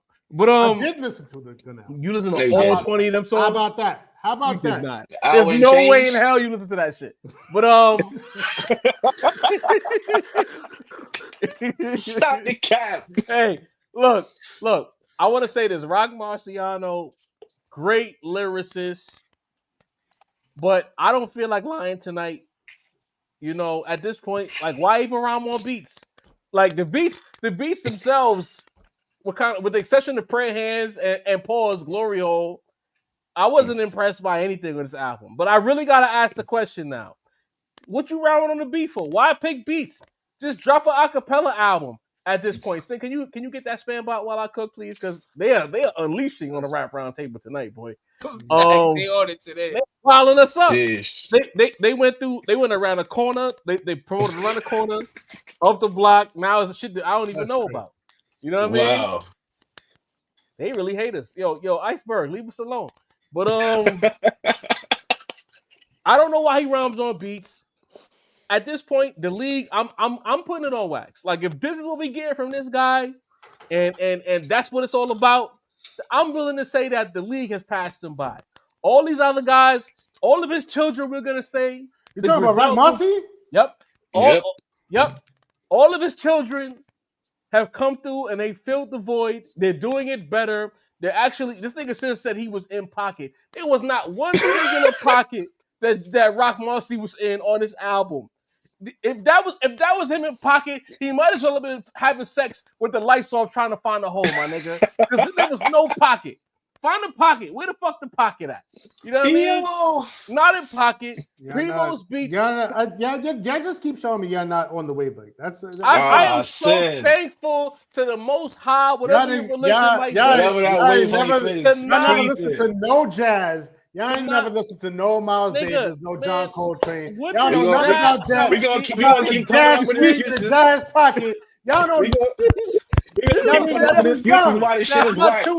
We don't know jazz. Primo's old. Give us another reason why this shit is whack. We say you gotta listen to some Miles Davis to get ready for this. Is a jazz music. Now we gotta mute him. No, fuck that. We gonna cook now. This nigga had a whole fucking audio book about this trash ass album. He ate breakfast this week. That's why the beats is whack. Like, come on, man. Everything's an excuse. And I want to make this 100% clear. If you take the beats away and not listen to a rapper rhyme on bad beats, off beat, off pocket, no swing, none of the shit Sinner's fucking talking about. Everything. Rock Marcy is one of the nicest ever, one of the most clever ever. He puts the shit together in a way that's definitely unorthodox. Definitely gives you a little bit of drunken master energy with what he does. Hands down. I want to make that 100% clear. But at the same time, my listening experience, the album is fucking terrible. And no amount of clever bars, because y'all love holding on to that shit, no amount of clever bars is enough to accept rhyming off beat, not in pocket, bad beats, jazz, tap dancing, fucking river dancing, whatever other music you want to compare this bullshit to. It's not a good album. We're not lying about Rock Marcy in 2025 anymore. It was not good. Shit. So you're never gonna play it again. You're a liar. God, nigga. Go ahead, Sid. I played it 3 times, once in Atlantic City. You're a masochist. You're a glutton for punishment, nigga. Album is terrible. Nah, that shit is bad, You know how I know the album is I bad? think Sin is capping. I don't think Sin. That's why they keep pushing the album back, bro. 3.5. You know how I know this album is bad? I hit the black side. A three. A good album. 3. I've never heard you this lack of confidence, bro. I hit the black side. I was like, yo, what's going with this album? He said to me, I want to read the message to you. He said, yo, the album is Middleton in caps, super mid. But he said it's not Rock Marcy. Primo, WTF, man. He's disgusted by the Primo. album is Midtown. Midgard. I hate that Nas has to rhyme on these beats in a couple of months. Yo, I'm telling you, bro. Nervous. Y'all can try to fantasy book all y'all. Well, maybe Hit Boy is gonna co-produce it. Y'all better hope Hit Boy produce the whole shit and they just put Primo name on it. Yo. You remember how Jay-Z said for Young Chris? He's only 16. We're gonna be like, he's only 59. He's only 60 for Primo. He's only 60, yo.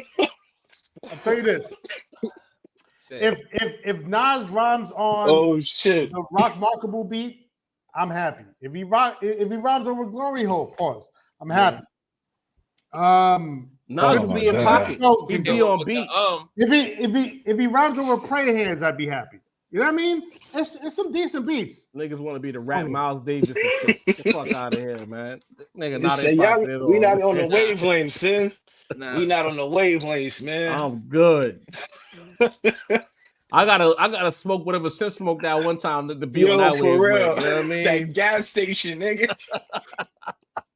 All right, shit. real quick. This Macito, tell us about the Gunna album. His last release on YSL, supposedly, and I think that's why we got 1,000 songs. It's called The Last One. You know what I mean? It's a long album, but after like track 9, it's a chore to listen, in my opinion. What are your thoughts on that Gunna album? I think it's a strong album. Much in line much in line with what we've been saying about with the other artists recently about really digging into their sound. That's what Gunna's doing here, right? And I was very impressed by him basically shining with nobody on here. We got to give him his credit. This is the real 20v1, guys. Like, let's be honest here. Everybody has abandoned this nigga, and he still has some strong tracks on here. Just like Job said, 25 songs is too fucking long. We need the melodic side of rap to get the point. You know what I mean? Like, those 20-song albums ain't it no more. We see all the albums we've liked recently, 10 songs, 12 songs, 14, 15, 16 is like the limit. You might need like a couple interlude or skits on there for that to even work these days. That's just what us as listeners we've developed towards liking anymore. We're not here to be listening on our AirPods for an hour and a half, bro. Like that's against crazy. That's against the surgical warning, So I think it's a strong album. Yeah, rough. The Surgeon General. The Surgeon General, bro. Rough and listen. I'm not listening to Gunna and listening to Rock and Preem with the same ear. I'm expecting mindless trap shit with hard flows on the Gunna album, and I'm expecting good beats on the Rock and Preem album. One didn't give me the good beats, bro. So I think that Gunna is listen, I'm not saying he's a trillion times better than Jay-Z, guys, but he is rapping on here. You know what I mean? I'm sorry. You do got some raps for Gunna. We're not gonna kill Rock Marcy. You're gonna come on here and say he got some raps on here. That's what we're not gonna do. That's why I gotta ask you to think about what you're saying right now. Listen, you wanna hit a bars. Listen to that Gunna. Is a little bit much, but I do feel like he explains a little bit of his situations here, more in depth than he has recently.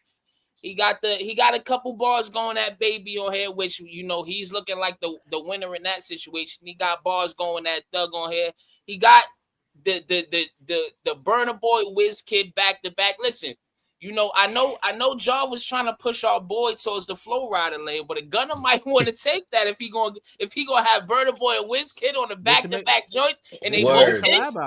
Afro Listen, they sound decent, bro. Him and Offset, they are one of the strongest, you know, duos in that trap sound right now. You know what I mean? I don't know what 21 is doing. I don't know what Future is. I skipped the fuck out of that song with Offset, bro. I ain't gonna lie to you.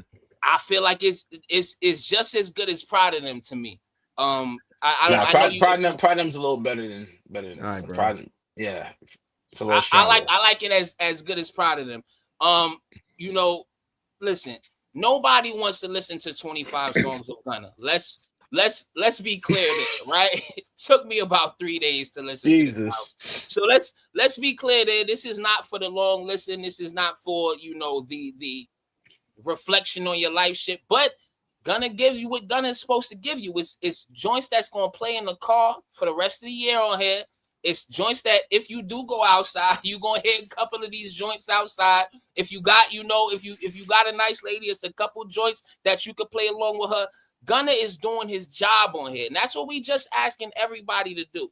I don't want everything from everybody, but I know what I want to listen to when I hear Gunna, and Gunna did his job on here. Now, as far as, and if we are, you know, given a sort of within the trap lane right now, who's really succeeding, who's really falling back in that ATL, you know, check balance type of circle, I feel like Gunna might be the strongest. I know Future just dropped about 80 songs last year, right? So, you know, he got that going. But right now, if you look at 21, you look at, you know, I know Uzi in Atlanta, but he's still in that lane. We just mentioned Offset. Offset just dropped a whack album. You know what I mean? So I feel like Gunna's succeeding in his sound right now. Just like Job said, he's about to get out of the YSL situation, and then he can really, you know, get into that, you know, pop rap lane that I feel like he's trying to get into. You know, he's living a healthy lifestyle. I don't think if he was still on YSL, he could have, you know, gotten that in his persona. He got the, you know, the different sounds from the different diasporas. It feel like Gunna is really, you know, settling to his lane. For me, you know, on an overall scale, you know, another 2.5, you know, it's not nothing crazy, but it's right in the middle. It's good. Cool. To me, like the best part of what you said was he definitely needs to veer off into that Flow Rider lane, because I like outside of like the young people who look like us, I think there's a lot of white people who love Gunna's music, and they would definitely get with him getting into that poppy bag. So I see what you're saying in that regard. Real quick before we get to our last topic and get up out of here, I want to. This is for something. I can't talk about the Gunna album. You didn't listen to the album. You didn't listen to the album. You say it's trash, and we can move on. No. Just a few words. I think in terms of that Atlanta sound, I think Gunna is probably the last bastion as far as that landscape. Lil Baby washed. You know, what's his name? Christ. It's 21. Is 21? I mean, 21 still like. Fuge, he's a little long in the tooth. You know what I mean? Young Thug washed. So I'll give him that. I did listen to some of the album, not the whole thing. I listened to some of the album, and I was like, okay, like I see him.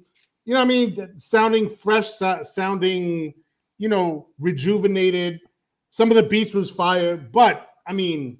20 however many songs, and a lot of them sounding very repetitive, very the same. A lot of minute and a half songs. I don't know, man. It definitely started boring me to the point where I had to cut it off at some point. But you know what y'all saying, Gunna is the one to keep that sound alive. He's that one. You know what I'm noticing too, bro? Like Atlanta seems to be in a strange situation. Jadorian, don't come for me, bro, because I done seen your profile photo. My guy. You're not funnier than me. I will fry you right now. Whoever the fuck Code 6 is, I got him. You know what I mean? Yo, but I digress. Real body outside. This is the most bots ever. That's how I know it's personal. I've never seen this. Yeah, not like this. This is crazy. But I digress. Atlanta seems to be at an impasse right now when it comes to what they sound is. Just from an outsider's perspective, I'm not saying that my opinion is gold, but to have is it diversity or a conflict? You know, because it's like you have what oh man, my brain just stopped working. JID just did. My apologies, y'all. Right. Then you have what Gunna did. You have what Metro did with that project, the futuristic sound, as Macito told us earlier in the episode. But you know how Memphis is coming? Atlanta right now seems to be at an impasse as to where they're gonna be at in rap. Like, what's the next thing for Atlanta? Atlanta's one thing I'll give Atlanta credit for, they've always had different waves. One thing ended, the next, you had the original trap sound that T.I. and them came with, and you had Bone Crusher and those guys. Then that transitioned over to what Jeezy and them was doing. Then right behind that, in the midst of that, Gucci had a unique sound that didn't sound like Jeezy, but it pushed the shit forward. Then you had Waka Flocka doing his thing, and then behind that, then you had the futuristic era that came right behind post Waka Flocka and those guys. Then they went into the legendary, in my opinion, it might not be better, but the legendary era of trap, the new trap.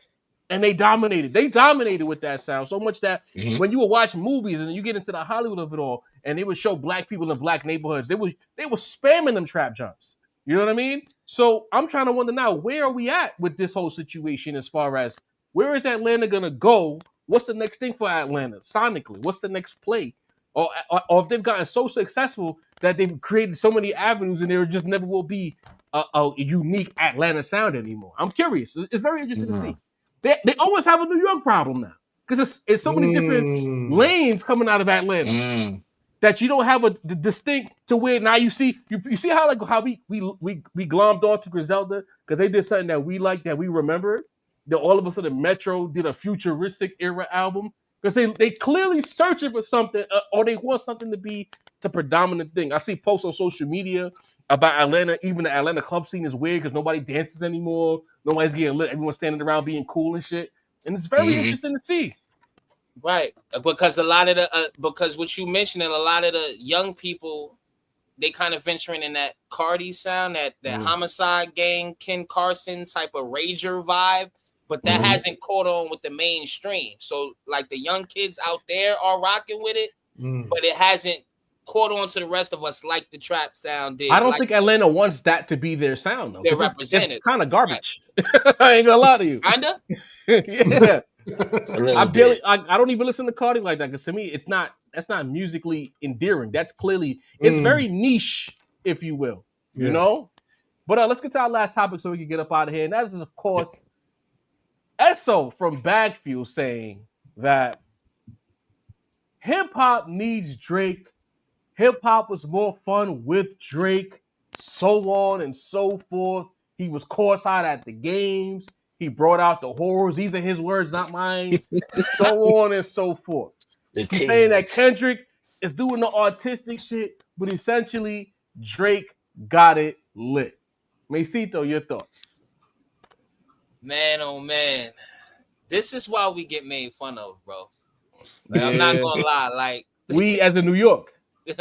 We New York, we Drake fans. You know what I mean? Old niggas online, like all of us. I'm part of 3 clicks right now. You feel me?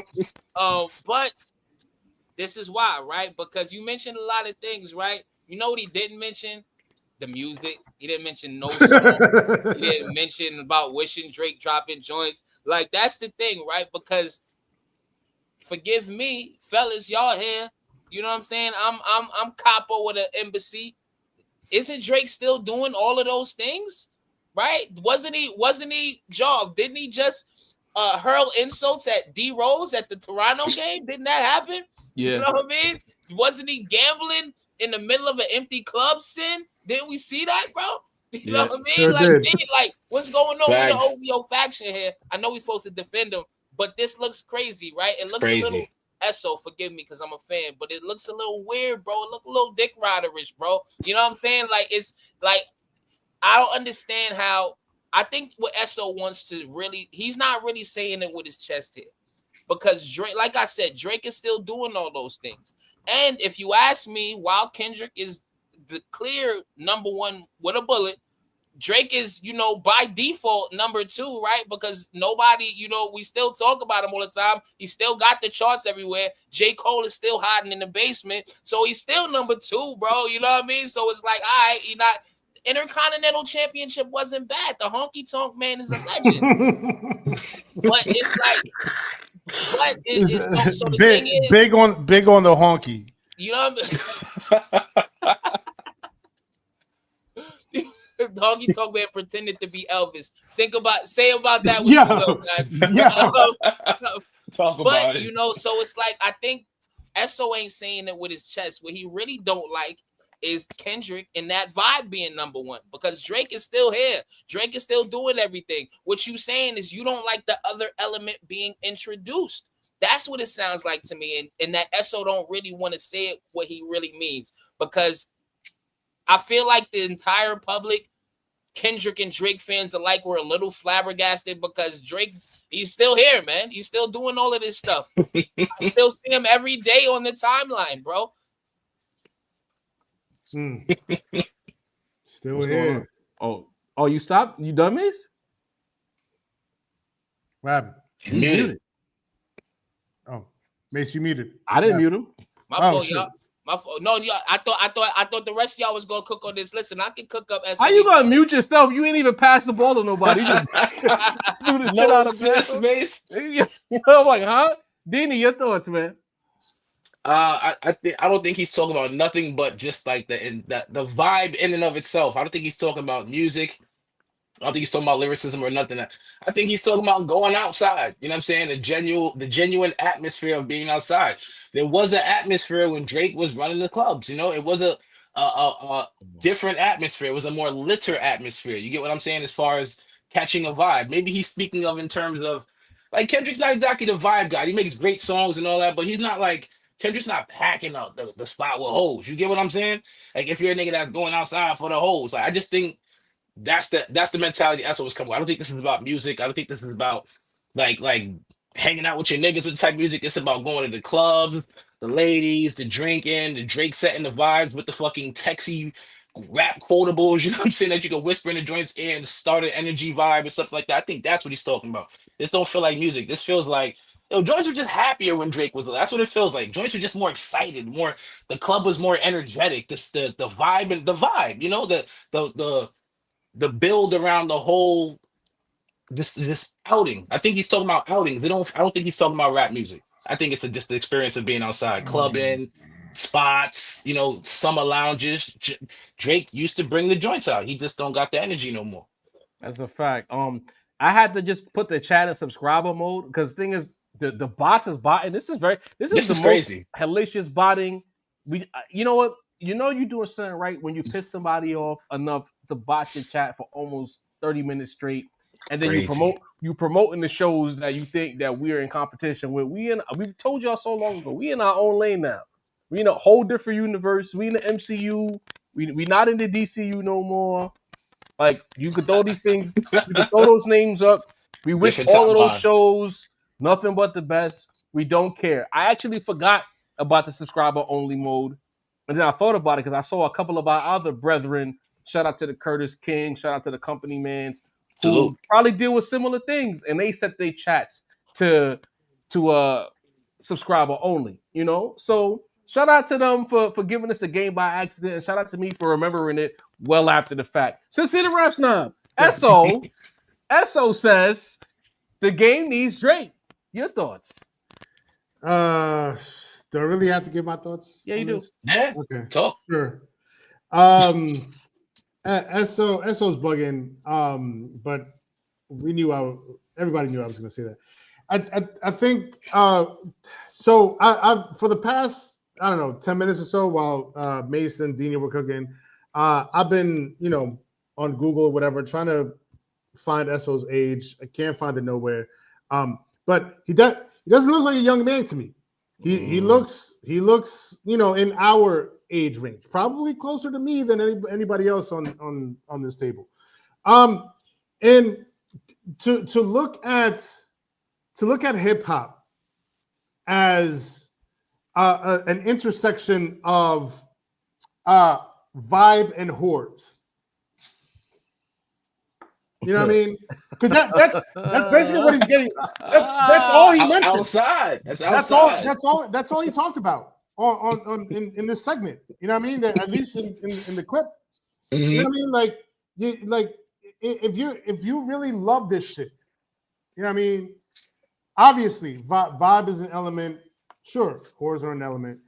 But there's so much more to the art and the culture, and the music and the genre, and he's just reducing it to like, yo, it was better when the vibes was vibing and the whores were whoring. Like, bro, that's all. It like at your age, that's all you really care about, bro. In the culture, in the music, that's all. Like you go into your Apple Music or Spotify, or whatever, and I'm like, and you're like, yo, let me throw on some shit that maybe the sound will leak out of my headphones or my earbuds or whatever, and some whores will catch on to it and we start vibing on, you know, in traffic or whatever, or I start blasting it out of my car, and you know what I mean, the whores will catch on and walk up to the car with it. Like that's literally your whole MO.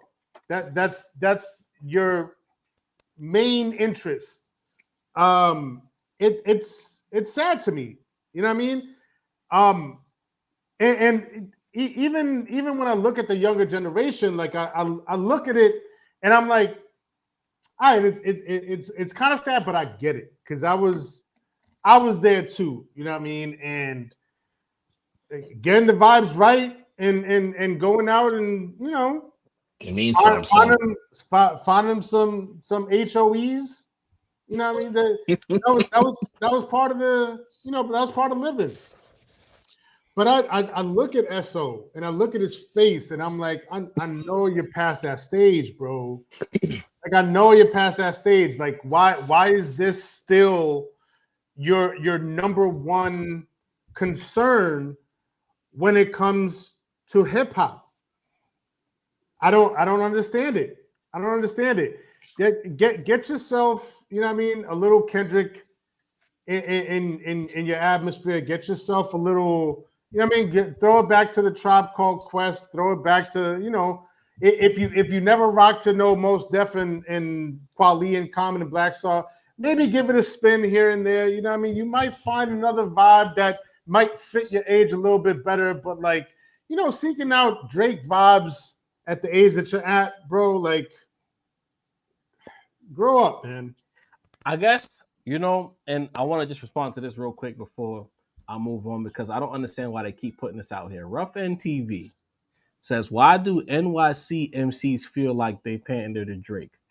Who are these MCs? Who are they? Like, who are these NYC MCs? Capo? Jim Jones. That's the only one I can think of. Jimmy. You think like I don't understand who these MCs are.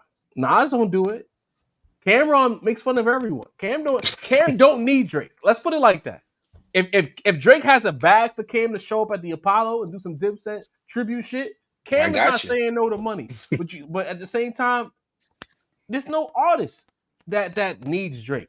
The New York MF that quote thought he needed Drake was Benny, because you didn't see Conway chasing the feature. That was Benny. So this whole question, that's a DAQ. Rough Ends TV. You know what a DAQ is? That's a dumbass question. You know what I mean? we just like all of old. We're just gonna spell everything. You know what I mean? Yeah. Like at the end of the day, if you think that I keep repeating this. If you think Fat Joe, Jim Jones, Esso, Funk Flex, those guys who were famous in yesteryear from rap, and they parlayed their fame from yesteryear in rap into podcast and radio viability, speaks for the entire NYC, then I ask you, why do you want to watch this show that's New York as fuck? And two, why aren't you doing the knowledge on all of the New York acts who don't talk about it? Math Hoffa, Jim Jones, whoever you want to name. It's still a dumbass question. None of these guys are of age to speak on the entire city. They speak for all of these old niggas who hold the industry as grill. You got to remember that. Rough Ends TV. All of these guys that you name in view a record deal with a major label as grail and a bag to chase their dreams. So when they look at Drake, they look at Drake as a man who mastered the grail. That and the commercial rap grail of it all. So if you're confused about that shit, then there it is. But please refrain from asking dumbass questions because none of these guys speak for the city. There's so many regular people just like us. There's young people who don't even check for Drake in New York. They listen to the drill. They listen to the sexy drill. Or they in gangs and they got real beef. The rest of them is ladies. The girls are always gonna check for Drake. Drake is a gallus. He's a ladies' man. So of course the ladies all around the world are gonna check. But if you keep referencing 50-year-old niggas from yesteryear and putting that on the entire city, I'm gonna call you a bozo if you do that again. You know what I mean? Coming to Esso's point, I think Esso just a mixy nigga. Like that's the energy I get. And Esso's prime, he was outside. He a loud outside Queens nigga. And with that, it comes whores. It comes courtside at games, whether at the park, at Gersh Park, at Rucker Park, at Dyckman Park, whatever park is popping in Queens, so on and so forth. When you outside and you mixy, and he likes that energy when rappers get fly and they in the paparazzi and they doing superstar level shit. That's what Esso's attracted to. Pause. But at the end of the day, again, it's a misrepresentation of what New York likes. And that's the problem with this. Because Esso, I'm not even going to say Esso is wrong. But the problem is New York City, for some reason, every other region can talk. Like Kendrick will come outside and say something about Cali or Compton right now. And that will be Kendrick's opinion. You won't see a bunch of people saying, well, Kendrick said it, so that got to be the whole of Compton. But anytime a New Yorker says something, for some reason, you feel like they speak for everyone. And I think that's unfair to our city. Esso is in the mix. Esso likes the mix. Esso is a loud New York nigga that get fly, get money, and he's outside. And outside niggas like Esso don't listen to Kendrick. It is what it is. They like the mixy sounds. They like the mixy music. I can't fault that man for feeling how he feels. But he don't represent the city. And I'll leave it like that. Right. Simple as that. They always forget about Jay-Z and Nas when they say New York don't like him. You don't think Nas was an outside nigga? What are you talking about? Never mention those guys, right? Nas is outside. Oh, listen to this, Bo. See, now he done graduated to Bozo. Fat Joe Jada. For whatever reason, they hold this lame in high regard. What you heard Jada say about Drake? That Jada tries his best to not be controversial at all. Right. At all. So, and again, Jadakiss is like 50, 80, 51. Didn't we discover that the other day? Yeah. Yep. Again, you don't have a point, Rough End TV. And again, if you want to ask dumbass questions and you feel like these rappers' opinions matter the most, I'm almost sad for you that you think that what they think means that's what everyone thinks, and that's what you should think. You should probably work on yourself, bud. You know what I mean? And with that said, we're going to pack you up for a bit, God bless. Salutations. We'll see you on the next stream. Let's get to these super chats. Jermaine L. Johnson. Salute. The best rapper in the world is a 52-year-old middle-aged man. Incredible. Shout out to Malice. $5 holla from Jermaine L. Johnson. Another real-life, real human supporter. Esso making New York look crazy. City needs Drake. Drake dropped more songs than Kenny since the battle, and they all go on triple cardboard. Blame him. See, this is why I like Jeremy Cole, because he makes sense. You know what I'm saying? Meanwhile, you got Rough Ends TV just saying a bunch of hogwash, man. He spins back, says Malice clear 25 MVP. All right, let God sort them out. Still, it's gonna be album of the year, unless somebody else doesn't. If Kenny spin, hey, listen, we still got 4 months. 4 months. Nah, we don't. We got Nas. We don't. We got Nas and Primo coming, man. We know Nas. We know for a fact that Nas gonna carry, but Primo, good God, I just don't know. Sweet baby Jesus, sweet fancy glory hole on the way. And the thing is, people got it. Oh, y'all talking bad about Glory Hole Part 2? We not facts. We not talking bad about Primo. The Glorious. We're talking about 59-year-old Primo who's not making good beats. And if you can't accept that as a rap fan, you just want to be a fanboy of nostalgia. And we talked about that in the past. Don't let nostalgia cloud your mind from what's happening right now. Jermaine L. Johnson says Malice is the MVP for the Clips album. Please let's not forget that Push is the glue for the song making. He made the hooks and they're special. Thank you, Jermaine. No question. Treating Push like Big Boy, right, JLJ? Come on now. Wow. Jeremy Cole says Havoc? only person who could catch Malice for MVP is Dot if he dropped a new album to go along with the GNX Road Tour he's on. Still put it this way, I still feel like Kendrick might be MVP this year, bro. I ain't gonna hold you. You don't even have to drop a record. You know what I mean? The album's still dominating. I'm still dominating. The tour just still touring. They added more dates. They added more dates. Australia. Out of all places to Australia. And somewhere else. 2 places. Ain't that some funny shit? UK, and why Australia? Yeah. Why? KL with a you ain't shit, Sim. KL with a super chat says MVP is too much. He's comeback player of the year. I like that. Okay.